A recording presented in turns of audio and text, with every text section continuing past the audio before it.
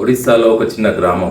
ఆ గ్రామంలో ఒక చిన్న కుటుంబం. ఆ కుటుంబంలో ఆనందమే లేకుండా అయిపోయింది. ఆ కుటుంబం అంతా బాధలు ఆగమాగం అయిపోయింది. ఎందుకంటే ఆ కుటుంబంలో వాళ్ళ చెల్లె చనిపోయింది. ఆ అన్న చేతిలో చిల్లి గవ్వ లేదు. గుండె నిండా బాధతోని ఏడుపు, కుటుంబం అంతా విషాదంలో ఏడుపు, ఫ్యామిలీ అంతా ఏడుస్తూనే ఉంది. అలాంటి సిచ్యువేషన్‌లో ఉన్న ఆ ఫ్యామిలీకి ఆ చెల్లెలి చివరి దహన సంస్కారాలు చేయడానికి ఆ అన్నకు డబ్బులు జేబులో రూపాయి లేకుంటే ఒక చిన్న ఆశతో అన్న బ్యాంకుకు పోయిండు. చేతిలో పాస్‌బుక్ పట్టుకొని గుండె నిండా బాధతోని ఆ బ్యాంకు లోపల అడుగు పెడుతూ కళ్ళల్లో కన్నీళ్లు కార్చుకుంటూ వెళ్తున్న ఆ అన్న ఎంతో కళ్ళల్లో బాధ నింపుకొని ఆ బ్యాంక్ మేనేజర్‌తోని ఇలా అంటాడు కదా, అయ్యా సారు, మా చెల్లె చనిపోయింది. మా చెల్లెలు దహన సంస్కారాలు చేయడానికి చేతిలో చిల్లి గవ్వలేదు. ఈ పాస్‌బుక్ తీసుకొని నాకు కొన్ని డబ్బులు ఇవ్వండి అని ఆ అన్నయ్య ఆ బ్యాంకులో ఉన్న కౌంటర్ దగ్గరికి వెళ్ళి అక్కడున్న ఒక ఎంప్లాయీ దగ్గరికి పోయి ప్రాధేయపడతాడు. అలా మాట్లాడిన ఆ అన్నయ్య మాటలు విని అక్కడున్న ఆ బ్యాంక్ ఎంప్లాయీ కనీసం ఓదార్చాలన్నా అలా కాదు. ఆ పాస్‌బుక్ హోల్డర్ ఎవరైతే ఉన్నారో వాళ్ళని తీసుకొని రా, అయితేనే డబ్బులు ఇస్తా అని చెప్పేసి దూరంకారంతోని, కోపంతోని ఉన్న పర్సన్‌ని బయటికి నెట్టేస్తాడు. ఆ ఎంప్లాయీ అంటాడు కదా, ఖాతాదారులు స్వయంగా రావాలి, కేవైసీ ఖచ్చితంగా పూర్తి చేయాలి, బయోమెట్రిక్ లేనిది రూపాయి ఇయ్యనని చెప్పేసి ఆ ఎంప్లాయీ చనిపోయిన వాళ్ళ అన్నయ్యని అంటా ఉంటాడు అన్నట్టు. అయితే ఆ అన్న ఒక్కసారిగా షాక్ అవుతాడు. అరే, చనిపోయిన మనిషి ఎట్లా వస్తారు సార్? ఆమె చనిపోయింది, ఆమె అకౌంట్లో ఉన్న డబ్బులు తీసి ఇవ్వండి, ఆమె చనిపోయింది, దహన సంస్కారాలకే డబ్బులు లేకుండా విలువిలలాడుతున్నాం, చాలా పేదలం సార్ అని చాలా బ్రతిమాలుకుంటాడు ఆ కౌంటర్ దగ్గర ఉన్న ఎంప్లాయీని. కానీ ఆ ఎంప్లాయీస్కి అవేం పట్టింపు లేవు. వాళ్ళకి రూల్స్ మాత్రమే ఇంపార్టెంట్.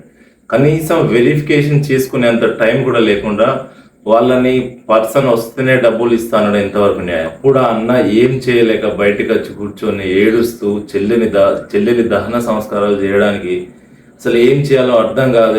చేతిలో చిల్లిగవ్వ కూడా లేదు. అలాంటి పరిస్థితుల్లో ఏం చేయాలని విలవిలలాడుతూ ఆయన పరిస్థితి ఒక్కసారి ఆలోచించండి ఎట్లున్నదో.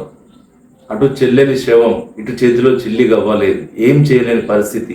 కనీసం ఆయన మాటలు విని ఆ చుట్టుపక్కల వాళ్ళు కూడా కొంచెం కన్నీళ్లు గార్చి, దారుణం సార్, ఇట్లా చేయకండి, నిజంగానే వాళ్ళ చెల్లి చనిపోయింది, మేము అందరం ఉన్నామంటే మీరు ఎవరున్నా మాకు సంబంధం లేదు, మా రూల్స్ మాకని చెప్పేసి వాళ్ళని ఎల్లగొట్టడం ఎంత ఘోరం అంటే ఆ పరిస్థితి.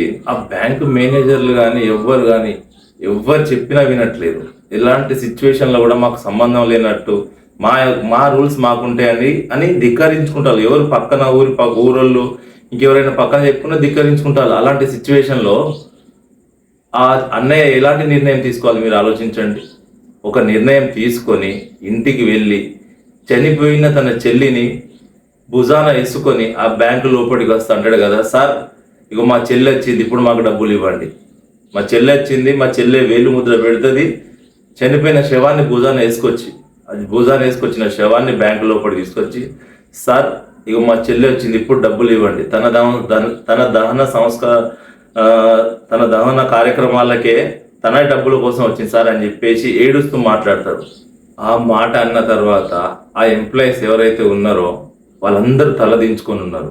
అక్కడ చుట్టుపక్కల బ్యాంకులో ఉన్న పబ్లిక్ ప్రజలందరూ కళ్ళల్లో నీళ్లు. ఒక్కసారిగా నిశ్శబ్దం అయిపోయింది. ఒక్కసారి ఆలోచించండి. నియమాలు అవసరమే, అది మనుషుల కోసం మాత్రమే కదా. మనుషులను వదిలేసి కాగితాలను నమ్మే రోజులకు వచ్చినాం మనం. ఎలాంటి పరిస్థితుల్లో ఉన్నామంటే మనం ఇప్పుడు మనుషులను నమ్మడం వదిలేసిళ్ళు, పేపర్ కాగితాలు, దాని మీద సంతకాలు, అవే నమ్ముతున్నాం ఇప్పుడున్న సమాజంలో మనం. అది చివరికి వ్యవస్థలా ఉండదు, ఒక విషపు ప్రపంచంలా మారిపోతుంది. గుర్తుపెట్టుకోండి. నిజంగా మనం డబ్బులు జమ చేసేటప్పుడు నవ్వుతూ, సార్ కూర్చోండి సార్ నిలబడండి సార్ సంతకం ఇడబెట్టండి సార్. అదే మనం రిటర్న్ ఏదో ఆపదలో ఉన్న ప్రాబ్లమ్స్లో ఉంటే 100 నిబంధనలు గుర్తుకొస్తాయి, బ్యాంక్ కానీ ఇలాంటి సెక్టర్ కానీ.